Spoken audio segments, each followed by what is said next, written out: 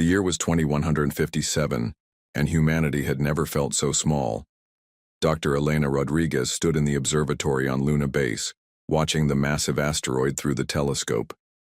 It was 3 kilometers wide, made of solid rock and metal, and it was heading straight for Earth. The calculations were clear. In 47 days, it would hit the Pacific Ocean with the force of 10,000 nuclear bombs. The impact would throw so much dust and debris into the atmosphere that the sun would be blocked for years. Most life on Earth would die. Any word from the defense fleet? Elena asked her assistant, Marcus. Marcus shook his head. The nuclear missiles barely scratched it. The laser array on Mars might slow it down by a few hours, but that's all. He looked at the numbers on his screen. We have evacuation ships ready for maybe 2 million people. There are 8 billion on Earth. Elena closed her eyes. Humanity had just learned to travel between planets 50 years ago. They had built colonies on Mars and the Moon, but they were small. Most humans still lived on Earth, and now Earth was going to die. Dr. Rodriguez, Marcus said suddenly. There's something on the deep space scanners. Elena looked at the screen. 3 large objects were moving toward Earth's solar system. They were big, bigger than anything humans had ever built. And they were moving fast, faster than any human ship could travel. Are they ships? Elena asked. I think so, but I've never seen anything like them. Within hours, the news spread across the solar system. Alien ships were approaching Earth. Some people panicked, thinking the aliens were coming to finish what the asteroid started. Others hoped the aliens might help. The ships arrived in Earth orbit 2 days later. They were beautiful, made of some kind of silver metal that seemed to shine with its own light. Each ship was 5 kilometers long, shaped like a flower with flowing curves instead of straight lines. The aliens sent a message to Earth in perfect English. We are the Karani. We know of your danger. We wish to help. President Chen of the United Earth government was in an emergency meeting when the message came through. Around the table sat the leaders of every major nation on Earth, plus the governors of Mars and Luna colonies. How do we know we can trust them? Asked the Russian delegate. How do we know we can't? President Chen replied. In 45 days, Earth dies. These aliens might be our only hope. The Karani asked to meet with Earth's leaders. They said they would send 1 representative to Earth's surface. President Chen agreed to meet the alien in Geneva. The Karani shuttle landed in Lake Geneva with barely a splash. The alien who stepped out looked almost human, but taller and thinner. Its skin was pale blue, and its eyes were large and silver. It wore simple white robes that seemed to glow softly. I am Ambassador Thelnara, the alien said in a voice like wind chimes. I speak for my people. President Chen shook the alien's hand. The Karani's skin was warm and soft. Welcome to Earth, Ambassador. Can you really help us? Thelnara nodded. We have technology that can stop the asteroid, but I must tell you the truth. Using this technology will cost us greatly. What do you mean? My people are old, Thelnara explained. We have traveled the stars for 10,000 years. But our time is ending. Our worlds are dying, our population shrinks each year, and our technology fails. We have 3 ships left, and each carries a planetary shield generator. These are the last 3 working shield generators in our civilization. President Chen felt his heart sink. And you would use them to save Earth? Yes, but using them this way will destroy them. The energy needed to stop your asteroid is enormous. Our shield generators will burn out and die. Without them, we cannot protect our remaining worlds. Then you would be sacrificing your own people to save ours. Thelnara was quiet for a moment. My people have made their choice. We have lived our time among the stars. You are young. Your time is just beginning. It would be wrong to let it end so soon. The meeting lasted 3 hours. Thelnara explained how the plan would work. The 3 Karani ships would position themselves between Earth and the asteroid. They would create a massive energy field that would break the asteroid into small pieces. Most of the pieces would burn up in Earth's atmosphere like shooting stars. The few that reached the surface would be too small to cause damage. It will be beautiful, Thelnara said. Your people will see lights in the sky for 3 days and nights. Then it will be over. President Chen had to ask the hard question. What happens to your people after this? We will find a quiet world, somewhere, and live out our remaining years in peace. We ask for nothing in return. Nothing. Thelnara smiled. And for the first time, President Chen saw how much the alien looked like a human grandmother. Perhaps you will remember that we were here. Perhaps when your people travel the stars and meet others who need help, you will remember that once, strangers helped you when you needed it most. 3 days later, the Karani ships moved into position. The whole world watched on television and through telescopes. The shield generators powered up, creating a wall of blue-white energy that stretched across space. When the asteroid hit the energy field, the sky lit up like daytime. For 3 days and nights, just as Thelnara had promised, shooting stars filled the sky. Children made wishes. Lovers held hands and watched the light show. Scientists counted the fragments and confirmed that none were large enough to hurt Earth. On the 4th day, it was over. Earth was safe. The Karani ships were dark and silent. The shield generators had burned out completely, just as Thelnara had said they would. The aliens had sacrificed their last defense to save a world full of strangers. President Chen visited the Karani flagship one last time before they left. Thelnara looked older and tired but peaceful. How can we ever thank you? President Chen asked. Live, Thelnara said simply. Grow, learn, explore the stars, make something beautiful of the life we helped you keep. Will we ever see you again? Perhaps. The galaxy is vast but not infinite. If your paths and ours cross again, we will be glad to see what you have become. As the Karani ships prepared to leave, Thelnara gave President Chen a small crystal that glowed with soft blue light. This contains the story of what happened here, the alien explained. The language we used, the mathematics of our shield technology, and a star map showing where we are going. Not so you can follow us, but so you remember us. The Karani ships left Earth's solar system that night. Their ion drives created a beautiful blue streak across the sky that lasted for hours. Then they were gone, heading toward the edge of known space. President Chen kept the crystal in a place of honor in her office. When reporters asked about it, she always told the same story. 200 years from now, she would say, when humans travel the stars, I hope we remember what the Karani taught us. I hope we remember that sometimes the most powerful thing you can do is help a stranger who needs it. The crystal was passed from president to president for 2 centuries. Each one was told the story of the day aliens saved Earth and asked for nothing in return except to be remembered. They were remembered. And one day, that memory would change the galaxy forever. Captain Sarah Chen stood on the bridge of the UES Endeavour, looking at the star map with growing concern. Her ship was one of humanity's newest exploration vessels, equipped with the latest jump drives and scanning technology. They had been mapping the Outer Rim territories for 6 months, charting new systems and looking for habitable worlds. Captain, called Lieutenant Torres from the sensor station. I'm picking up something strange in the Sigma-7 system. There are structures on the 4th planet but no energy signatures. Sarah walked over to look at the data. Torres was right.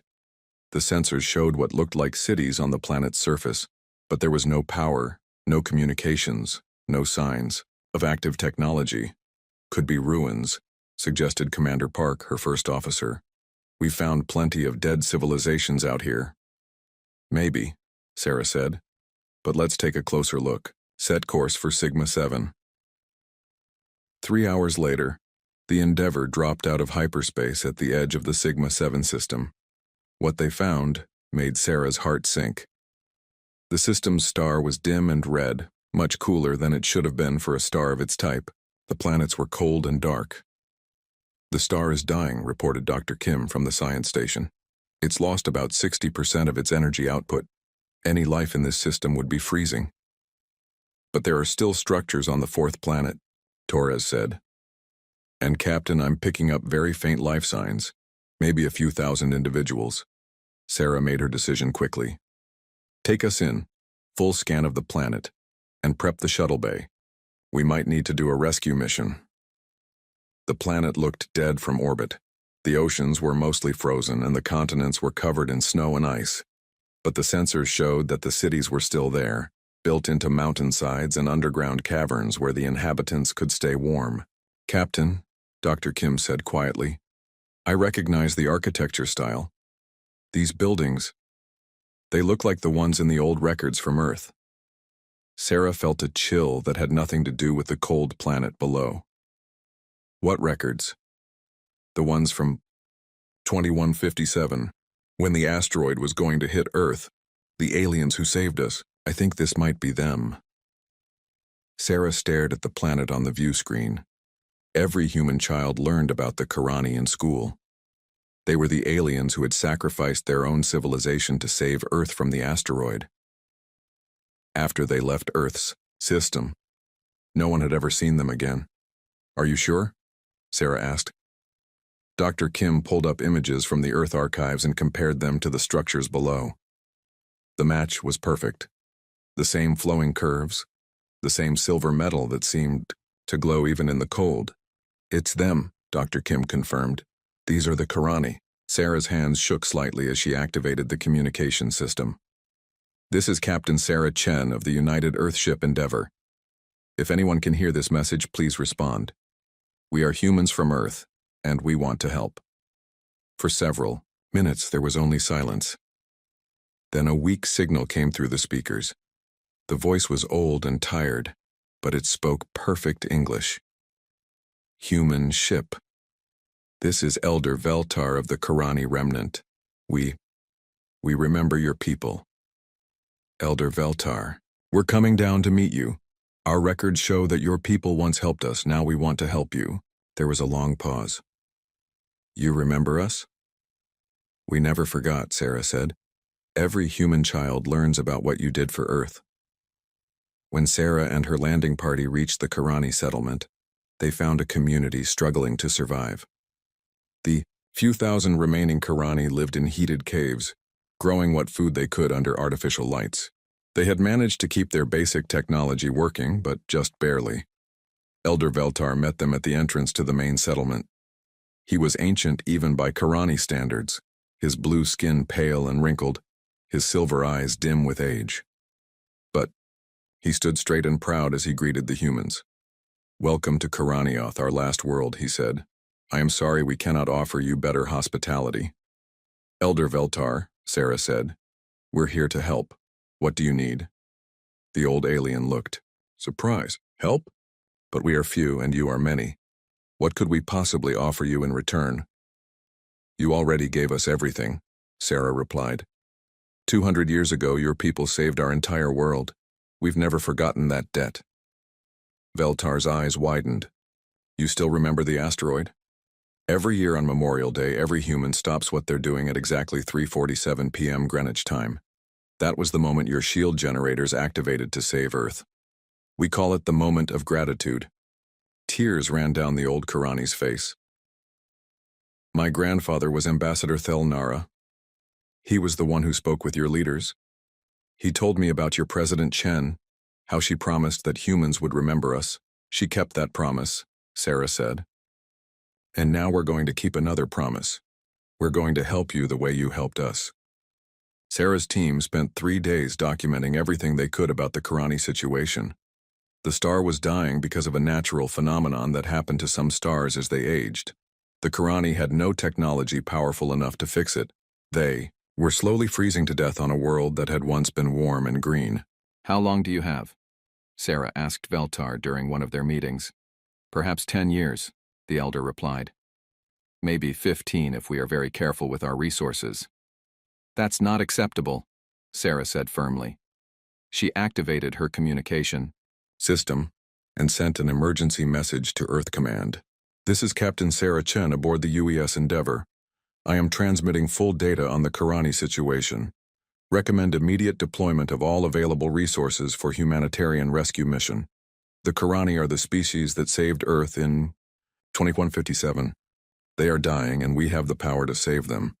Request permission to begin preliminary assistance operations immediately. The response from Earth came back within 6 hours. Sarah had expected approval for a rescue mission. What she got was much more. Captain Chen, the message from Admiral Rodriguez began.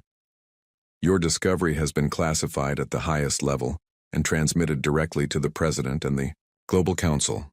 You are ordered to provide any and all assistance to the Karani immediately. Full fleet deployment has been authorized. Every available ship, every resource we have is being redirected to your location. We are coming in force. Sarah stared at the message in amazement. Every available ship? Captain, called Torres from the communication station. I'm receiving updates from Earth Command. They're mobilizing everyone. Military fleets, colony ships, research vessels, even the deep space mining platforms. It looks like they're sending the entire space fleet. All of it? Commander Park asked. That will leave Earth's solar system almost undefended. Apparently the Global Council doesn't care, Sarah said. They want every ship we have sent here. Sarah walked to the observation deck and looked out at the dying star. In a few days, hundreds of human ships would arrive in this forgotten system. They would bring technology the galaxy had never seen, resources that most civilizations could only dream of, and the full might of humanity's space-based civilization. She thought about her great-grandmother, who had been alive during the asteroid crisis. She had always said that humans never forgot a kindness, no matter how long ago it happened. Elder Veltar, Sarah said into her communicator. I need you to prepare your people for something they've probably never seen before. What is that, Captain Chen? They're about to learn what happens when humans repay a debt. Above the planet, more ships began dropping out of hyperspace. First dozens, then hundreds. The human fleet was arriving, and they were coming in force. The galaxy was about to see something that would change everything. What happened when humanity decided to save someone who had once saved them? In the cold caves of Karaniath, an old alien looked up at the stars and whispered a prayer of gratitude. His grandfather had been right. Sometimes kindness given freely came back when you needed it most. Admiral Keiko Tanaka stood in the command center of the UES Titan, humanity's largest dreadnought, watching the tactical display with growing amazement. In the 3 days since Captain Chen's discovery of the Karani, the human response had been unlike anything in the galaxy's recorded history. Status report, she ordered. Commander Williams pulled up the fleet manifest. We have 847 ships in the Sigma-7 system now, Admiral. That includes 12 dreadnoughts, 34 carriers, 156 destroyers, and 89 research vessels. The colony ships are still arriving. What about Earth's defenses? Down to minimal levels, ma'am. We've pulled ships from every sector. The Mars defense grid is operating with skeleton crews, and the Jupiter mining stations have been completely abandoned. Admiral Tanaka nodded. It was an incredible risk. If any of humanity's enemies decided to attack now, Earth would be almost defenseless. But the orders from the Global Council had been clear. Save the Karani at any cost. Admiral, called Lieutenant Hayes from the communication station. We're receiving priority transmissions from across human space. It's not just the military. Civilian ships are coming too. Show me. The tactical display changed to show ship movements throughout human territory. Tanaka watched in amazement as thousands of civilian vessels changed course and headed toward Karani space. Colony transports that had been heading to new worlds turned around. Merchant ships abandoned their trade routes. Even luxury cruise liners were making their way toward the dying star system. How many civilians? Tanaka asked. At least 3,000 ships, Admiral. Maybe more. They're not responding to our recall orders. Tanaka understood why. The story of the Karani was part of human culture. Every child grew up learning about the aliens who had sacrificed themselves to save Earth. Now that those same aliens needed help, no human was going to stay home. Let them come, Tanaka decided.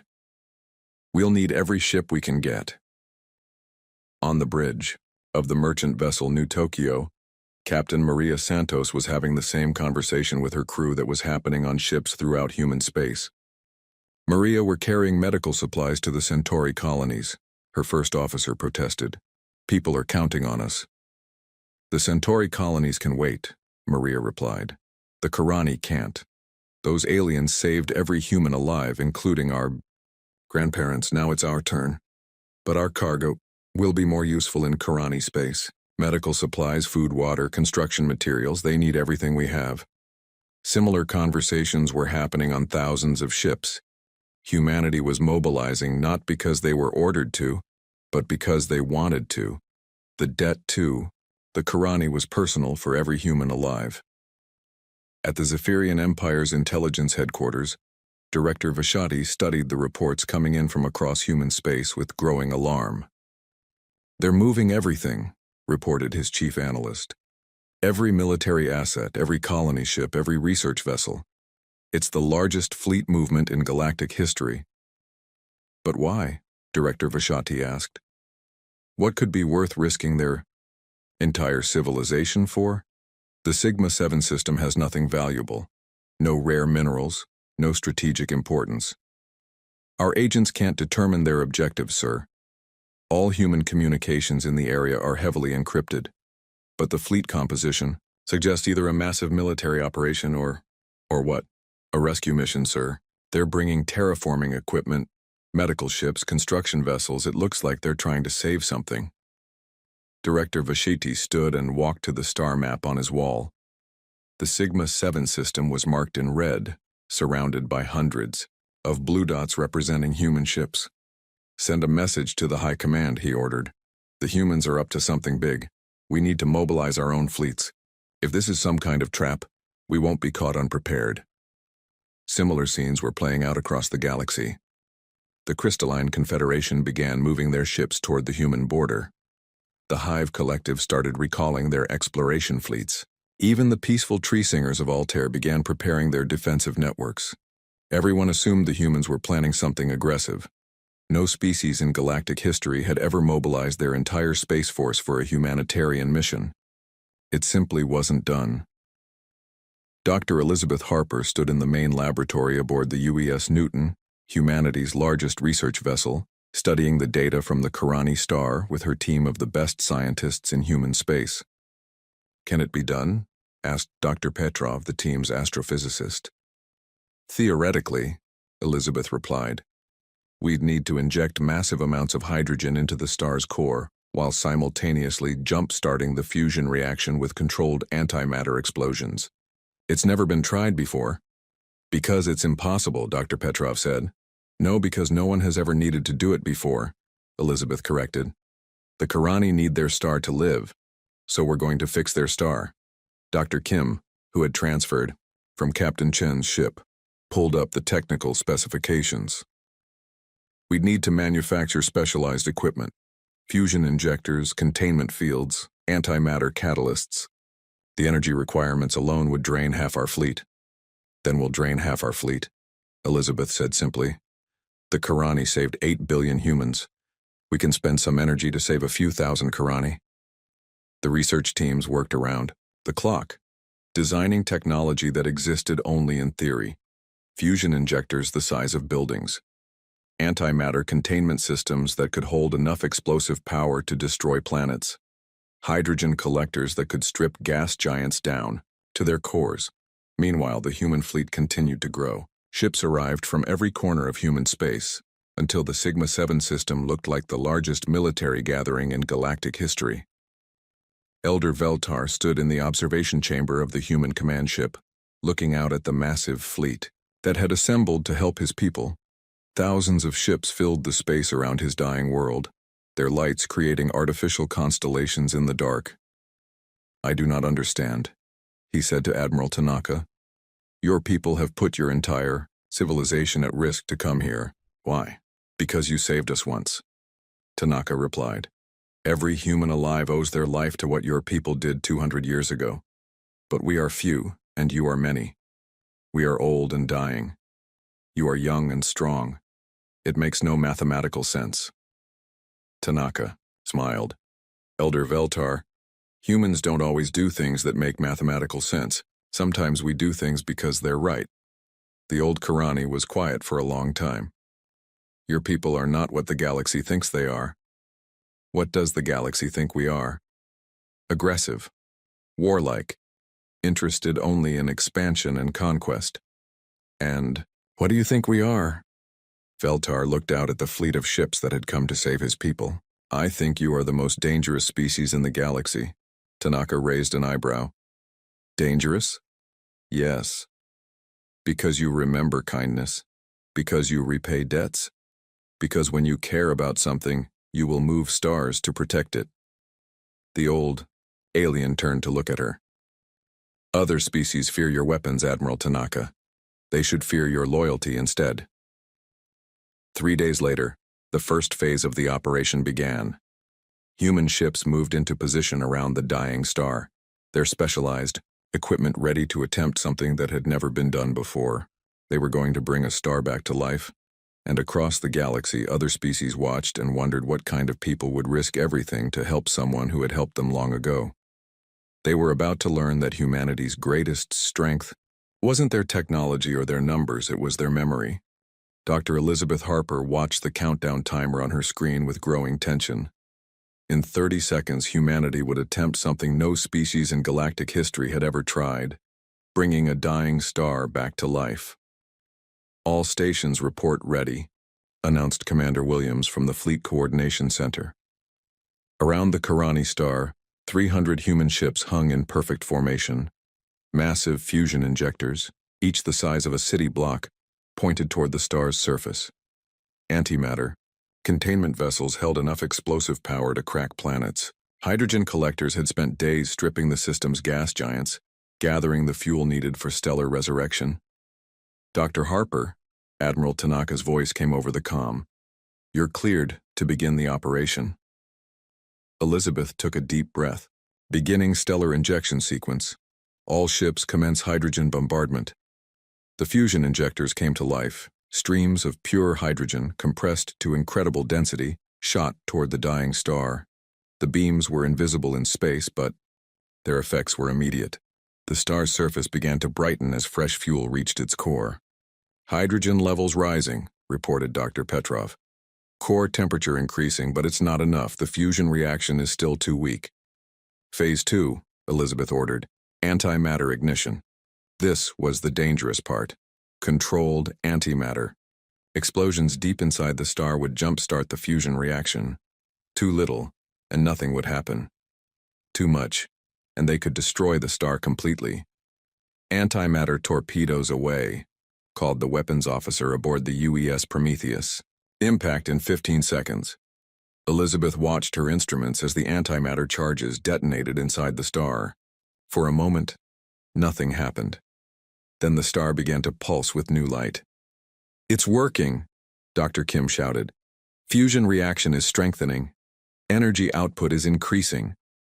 But something was wrong. The star's surface was becoming unstable. Massive. Solar flares began erupting, shooting deadly radiation in all directions. All ships, emergency withdrawal, Admiral Tanaka ordered. Get clear of the radiation zone. The human fleet pulled back as the star convulsed. For 6 hours it threw off massive amounts of energy and matter. The radiation levels were so high that any ship caught in the flares would be destroyed instantly. Elder Veltar stood in the command center with the human officers, watching his star fight for life. Is this normal? He asked. We don't know, Elizabeth admitted. No one has ever done this before. Will it survive? I hope so. If it doesn't stabilize soon, the star could go nova. That would destroy your entire system. The old Karani was quiet for a moment. You risked destroying everything to try to save us. Yes, Elizabeth said simply. Even though you knew it might fail? The alternative was letting you die slowly. We couldn't accept that. As the hours passed, the star gradually began to calm down. The solar flares became smaller and less frequent. The radiation levels dropped to safe levels, and most importantly, the star's energy output continued to increase. It's stabilizing, Dr. Petrov announced. Energy output is now at 70% of normal levels and still rising. How long until it reaches full strength? Admiral Tanaka asked. At this rate, maybe 6 months. The star is essentially rebuilding itself from the inside out. But the humans weren't finished. As the star stabilized, the second phase of the operation began. Colony ships moved toward the planets in the Karani system, carrying terraforming equipment that had been designed for human worlds. Captain Rodriguez of the UES Genesis watched as his ship approached Karanioth, the frozen world where the last of the Karani lived. His holds were full of atmospheric processors, thermal generators, and biological seeding equipment. Beginning atmospheric restoration, he reported to the fleet. Deploying thermal generators across the southern continent. The thermal generators were fusion reactors designed to warm entire continents. Within days of activation, they began melting the ice and snow that had covered Karanioth for decades. Liquid water flowed again on a world that had been frozen, solid. Temperature rising steadily, reported the environmental team. We should have breathable atmosphere restored in 4 weeks. But the humans didn't stop there. Other ships moved to the remaining planets in the system, transforming worlds that had been cold and dead into garden paradises. Ocean planets were restocked with earthfish. Jungle worlds received new forests. Desert planets became green with human crops. The Karani watched in amazement as their solar system came back to life. In a matter of weeks, the humans had accomplished what would have taken most species centuries. "Why are you doing so much?" Elder Veltar asked Admiral Tanaka during one of their daily meetings. "You have already saved our star. That was enough." "No, it wasn't," Tanaka replied. "Your people sacrificed everything to save Earth. We're going to make sure you never have to sacrifice anything again." The Admiral pulled up a holographic display showing the transformed Karani system. "When we're finished, you'll have 7 habitable worlds instead of 1. Your population can grow again, you can rebuild your civilization. But the cost to your people is irrelevant. We're not just paying back a debt, Elder Veltar. We're making an investment in friendship that will last forever." Word of humanity's actions spread across the galaxy through diplomatic channels and intelligence networks. Other species watched the reports with growing amazement and fear. In the Zephyrian Empire's war room, High Commander Zektar studied the latest intelligence reports with his senior officers. "They brought a star back to life," reported his chief scientist. "A dying star. They restarted its fusion reaction and stabilized it. The energy requirements alone should have bankrupted their entire civilization." "What about their military status?" Zektar asked. "They've committed everything to this operation. Every major warship, every research vessel, every colony transport. Their home systems are practically defenseless." High Commander Zektar leaned back in his chair. For years, the Zephyrian Empire had been building up forces for a war with humanity. They had assumed humans were just another aggressive species that could be defeated through superior numbers and tactics. "Cancel the invasion plans," he ordered quietly. "Sir, cancel them.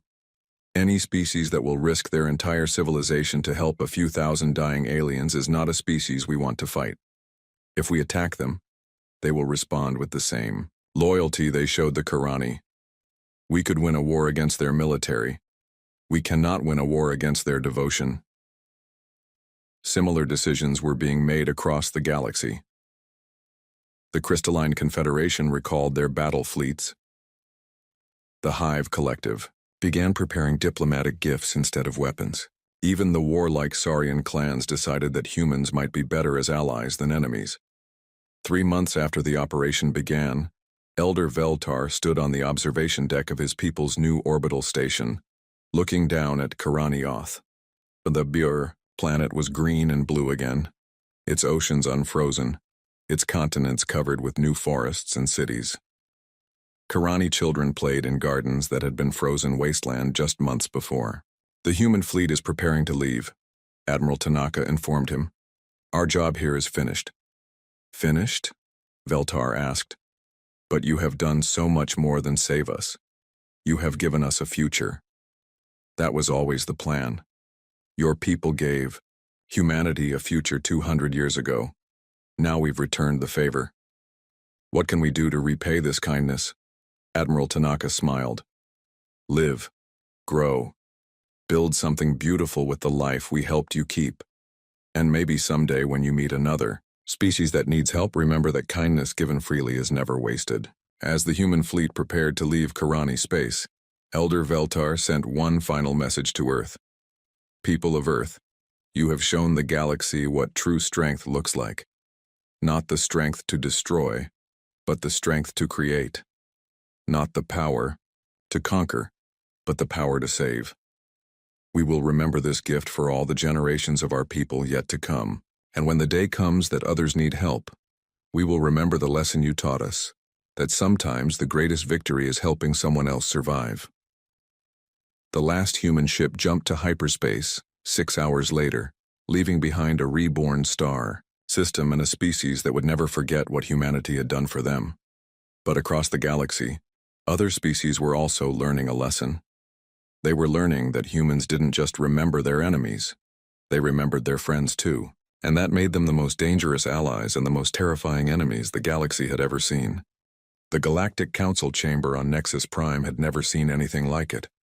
Representatives from over 200 species filled the massive amphitheater, all of them wanting to discuss the same topic: what humanity had done in the Karani system. Elder Veltar stood at the center of the chamber, his pale blue skin seeming to glow under the bright lights. He was the first Karani to address the Galactic Council in over 300 years. Most species had assumed his people were extinct. Honored representatives, Veltar began, his voice carrying clearly through the chamber's acoustics. I come before you today to tell you a story. A story about debt, memory, and the true nature of power. High Counselor Thex of the Zephyrian Empire leaned forward in his seat. For months, his intelligence services had been trying to understand why humans had risked everything for a dying alien species. The official explanation made no sense to most galactic civilizations. 200 years ago, Veltar continued, my people were dying. Our last 3 ships carried the final working shield generators in our civilization. We could have used them to protect our remaining worlds and lived a few more centuries in slow decline. The chamber was completely silent. Every representative was recording this speech. Instead, we chose to use those generators to save a young species called humanity from an asteroid impact. We gave up our last defenses to save a world full of strangers. We asked for nothing in return except to be remembered.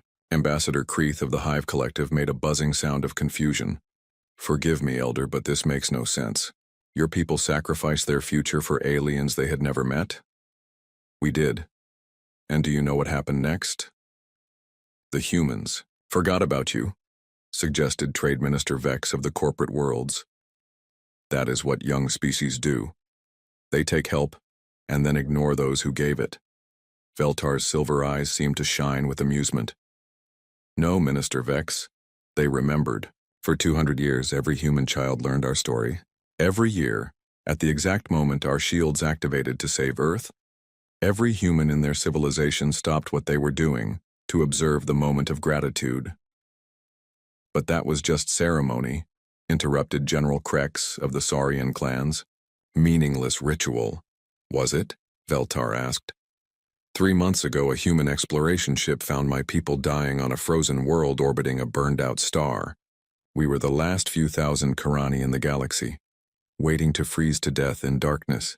He activated a holographic projector, showing images from the recent rescue operation. Within days of discovering us, the humans mobilized their entire spacefaring civilization.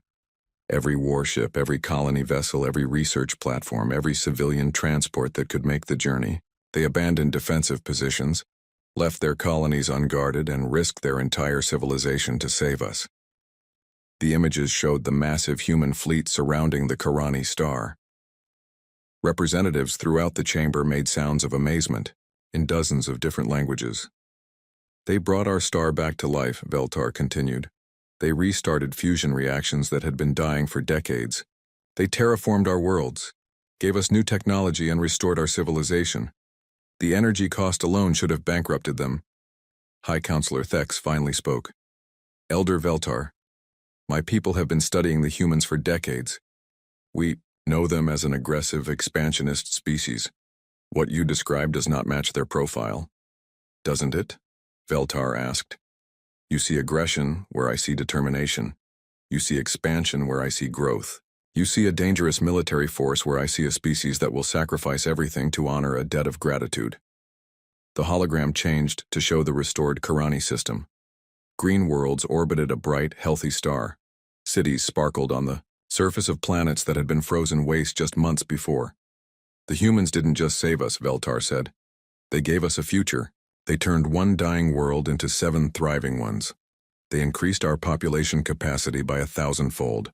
They shared medical technology that extended our lifespans by centuries. But why? Asked Ambassador Silthara of the Crystalline Confederation. What did they gain? Nothing, Veltar replied. They asked for nothing. No trade agreements, no military alliances, no mining rights, no colonies.